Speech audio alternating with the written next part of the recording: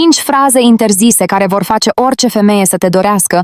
Poate crezi că sunt doar cuvinte, fraze obișnuite, aparent inofensive, dar în mintea unei femei, unele cuvinte creează senzații pe care ea nu le poate explica.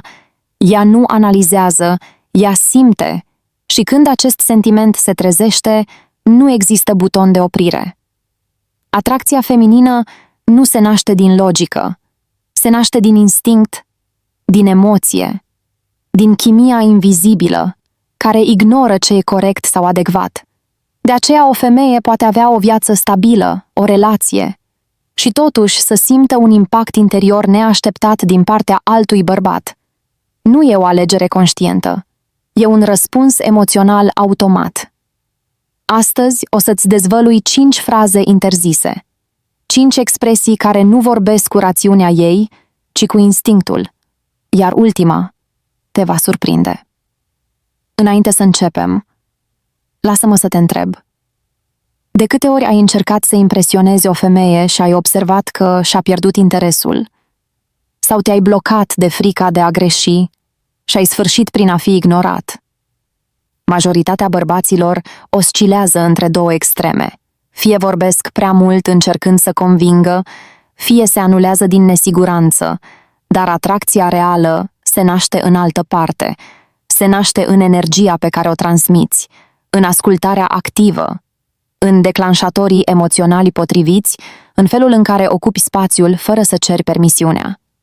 Dacă acest tip de conținut te ajută, dă un like chiar acum și abonează-te la canal. Asta întărește această comunitate de bărbați care evoluează cu adevărat. Acum da, să trecem la fraze. 1. Nu sunt aici ca să-ți schimb părerea, vreau doar să te înțeleg. Această frază dărâmă cea mai mare apărare emoțională a unei femei.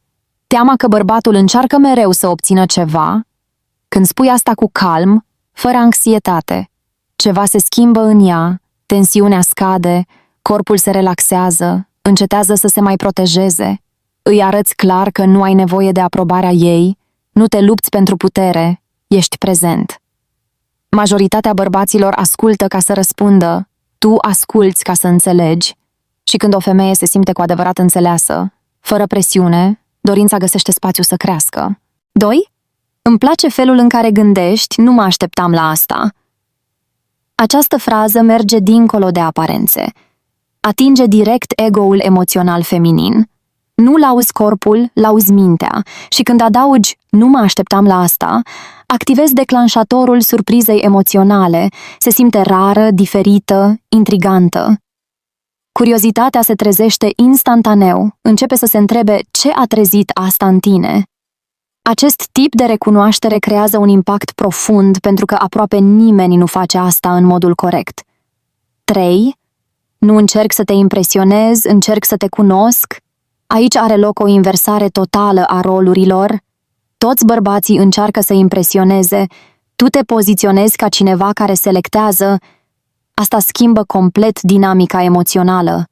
Nu te lupți pentru atenție, tu evaluezi conexiunea. În mintea ei asta generează ceva puternic, începe să încerce să iasă în evidență pentru tine.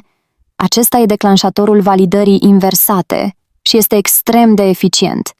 Dacă spui asta cu liniște, fără tensiune pe față, fără justificări. Ea percepe că ești un bărbat centrat și asta e irezistibil. 4. Nu trebuie să-mi dovedești nimic. Această frază comunică siguranță emoțională pură.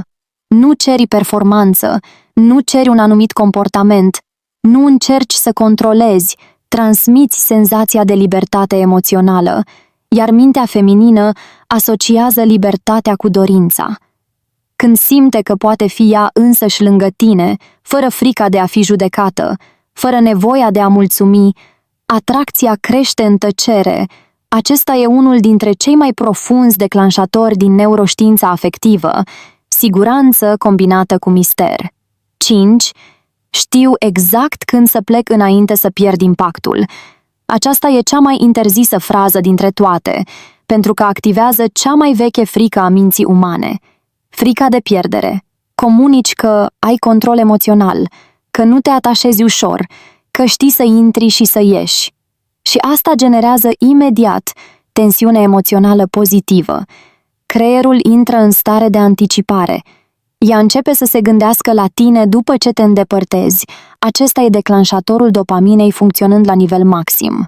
Acum, iată punctul cel mai important pe care aproape nimeni îl înțelege. Aceste fraze nu funcționează dacă încerci să le manipulezi. Ele funcționează doar când întruchipezi comportamentul din spatele lor. Femeia nu reacționează la cuvinte.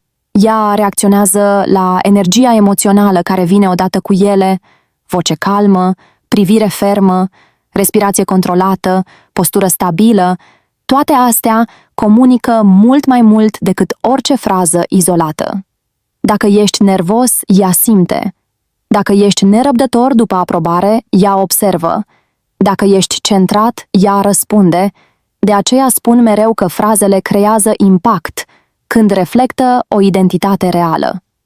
Dacă acest conținut te ajută să vezi lucrurile mai clar, abonează-te la canal acum. Și dacă vrei să faci următorul pas în evoluția ta emoțională și socială, cunoaștem e-book-ul Secretele Atracției, linkul e în descriere. Acolo explic în profunzime cum să dezvolți această prezență magnetică în fiecare zi, fără prefăcătorie, fără personaje, fără jocuri, pentru că adevărata putere nu e să pari încrezător, ci să fii. Acum spune-mi în comentarii care dintre aceste fraze te-a mișcat cel mai mult și ține minte un lucru pe care puțina lume are curajul să-l recunoască. Atracția nu începe la atingere. Ea începe în starea emoțională. Când îți stăpânești propria energie, cuvintele potrivite apar natural, iar dorința apare fără să trebuiască să o ceri. Acesta este adevăratul secret.